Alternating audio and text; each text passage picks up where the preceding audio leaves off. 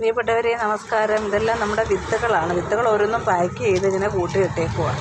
ഇനി അത് ഓരോന്നും തരം തിരിച്ചെടുക്കണം. എല്ലാം ഉണ്ട്. പയറും 2-3 സൈസ് പയറുണ്ട്, വെണ്ടയുണ്ട്, വഴുതന, പച്ചമുളക് എല്ലാം ഉണ്ട്. അതൊക്കെ ഇങ്ങനെ പാക്ക് ചെയ്തിട്ടേക്കുന്നതിന് ഒന്നിച്ച് പാക്ക് ചെയ്താൽ ഇന്നത്തെ ദിവസം പാക്ക് ചെയ്താൽ ഇതെല്ലാം നമുക്കെല്ലാം വിത്തുകളാണ്. എല്ലാം ഹൈബ്രിഡിൻ്റെ വിത്തുകളാണ്. ഉണ്ടോ നിറയെ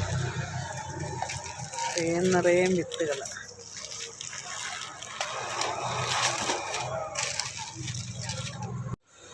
പ്രിയപ്പെട്ടവരെ നമസ്കാരം. ഇതെല്ലാം നമ്മുടെ സീഡുകളാണ് കേട്ടോ. നമ്മുടെ നാടൻ വിത്തുകൾ, കൃഷിക്കാരിൽ നിന്ന് വാങ്ങിക്കുന്ന നാടൻ വിത്തുകളാണ് ഇതല്ലാതെ